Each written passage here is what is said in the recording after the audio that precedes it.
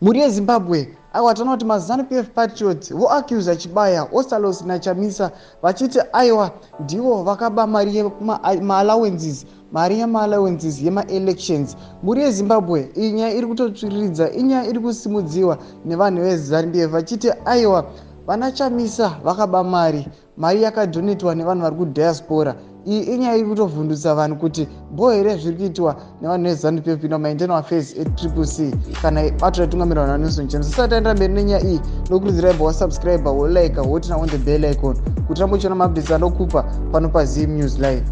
Nekuti upo chimwono anoposta paTwitter handle anotanga achiti thank you comrade Ostalos for the document, zvira kuti akapiwa document remari yavakapiwa nevanhu vari kudiaspora achiti it proves that not all election agents were actually paid because it has $105,000, and if you divide that by 12,500 polling stations it gives you $8.42 per polling station, and with 2 agents per polling station it means that they were paid $4 per agent, which is ridiculous. Satikona kuti uyu ndiwo munhu ari kuanalyza nyaya achiti aiwa vana OSTALOS vafana kuexplaina kuti imwe mari vakaendesa kupi, imwe mari iri kunyatsoratidza kuti mari yavakaona kubva maagents nemari yavari kupresenta aiwa imari dzakatosiyana, pane a big difference. Vachivaaccusa muri yeZimbabwe anoendera mberi achiti some of the donors have said that they had a meeting with Amos Chibaya where they were not given satisfactory answers yesterday, engaged them.